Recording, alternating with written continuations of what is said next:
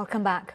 There's been a rise in public assassinations in Durban. While taxi violence and politically motivated murders have long plagued KwaZulu-Natal, drug wars are now also gaining traction. eNCA's senior reporter Dasen Thathiah looks into a situation placing innocent lives at risk.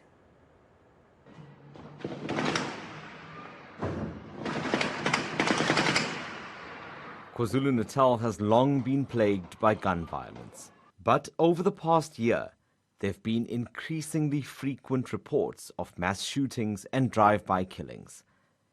What's become particularly concerning, though, is where these attacks are taking place.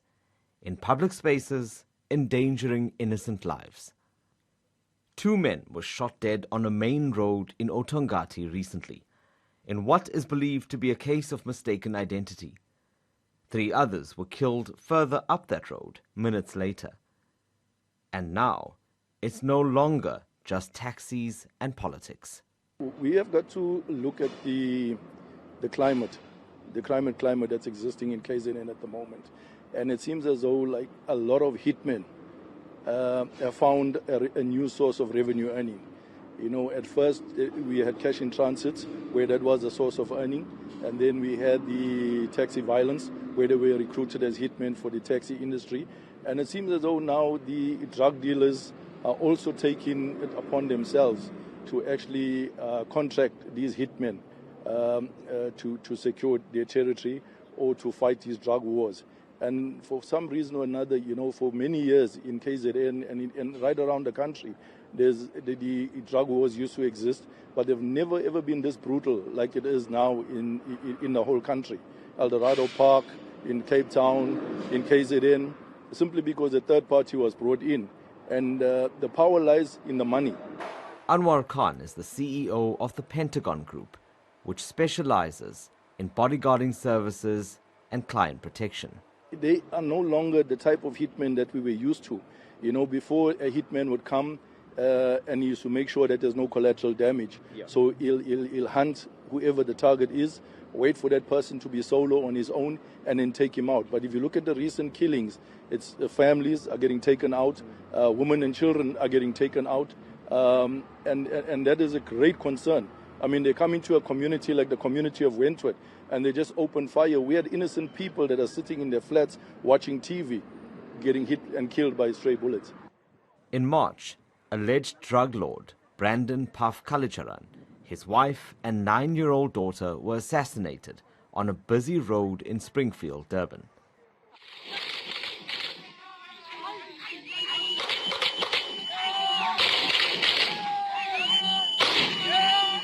A week ago, police traced his alleged killers to an upmarket Morningside apartment. 5 of them, including well-known gangster Bevan Loftus, were shot dead during a gunfight with the SAPS. It's not the end that tells us that we need to work harder to sweep and make this place clean, and so that these communities that have been really under stress, being chased by these criminals, clearly, which is a drug war.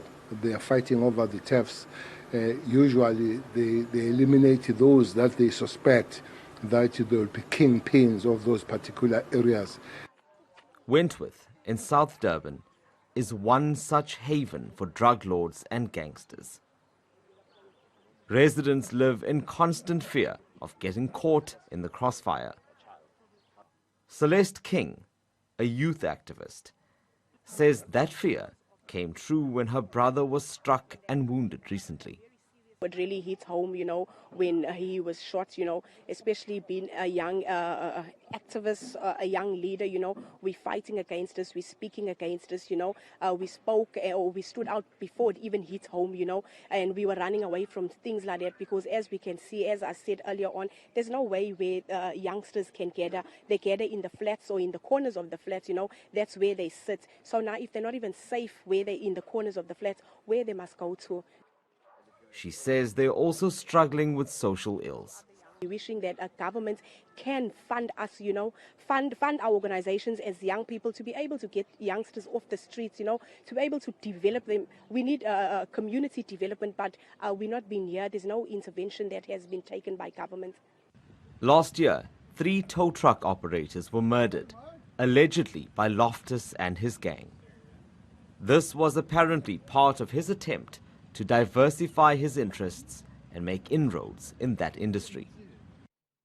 The impact on our family, oh my gosh, that was a huge loss. He was the head of our family, and not even 7 months prior to his murder, we lost our mum. So the loss of my brother was even more devastating when we got the news. He was a single parent, and all he was trying to do was provide for his children and his family. Now his kids are left behind to manage how they feel with what's happened to them, how hard it is for them to deal with their only breadwinner being taken away from them. One of the victim's relatives, who chose to remain anonymous for safety reasons, says the ongoing shootings are distressing. Innocent people being killed, innocent children being killed, children that grew up in front of me, children that are babies. They haven't even lived life yet. So it's the most devastating, absolutely devastating way of living, that you have to constantly be in fear. On a personal note, Bevan was a menace to society, and I'm glad he's off the streets and won't take anyone's loved ones ever again. He will never be able to play God ever again. I hope Bevan's been. My family and I hope that with Bevan gone, the Wentworth community can have some sort of peace, and that the people can now stop living in fear and start rebuilding the community. And I pray that not another person can have that sort of control that he gave himself.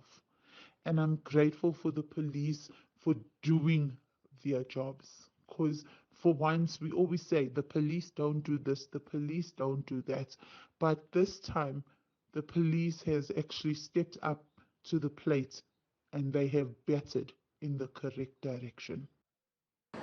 Drive-by shootings and shootings everywhere in public spaces. A stray bullet could kill somebody. Last week there was a shooting in Wentworth where people just went and shoot at a flat, and a stray bullet caught a woman who was walking on the road. She was injured. So communities could be forgiven for feeling unsafe, but safe to say, as the police, we are doing what the police should do. And it isn't just about gangsterism and turf wars either.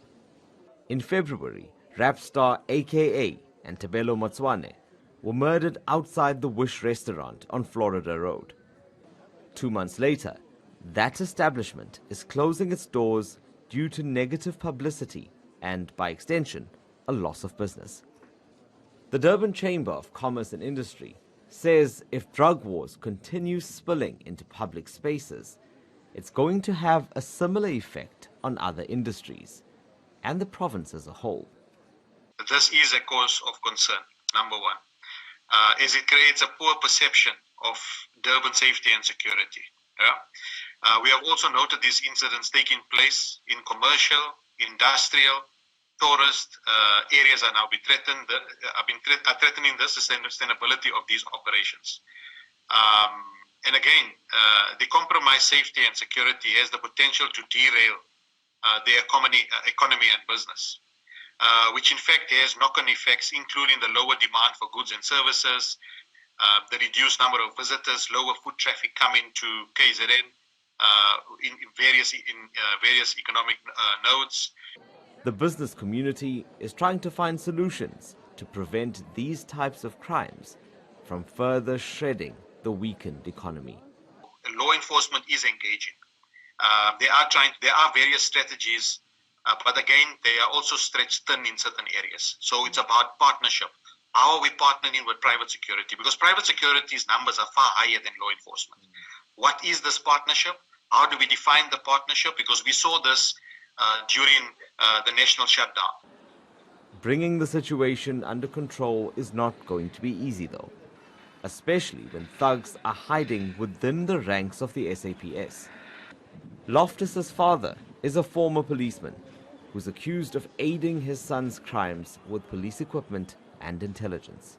One of the guy here who seems to be a leading guy, his father is a former cop. It does look like he still does things with the father. But the SAPS is promising to deal decisively with rogue elements.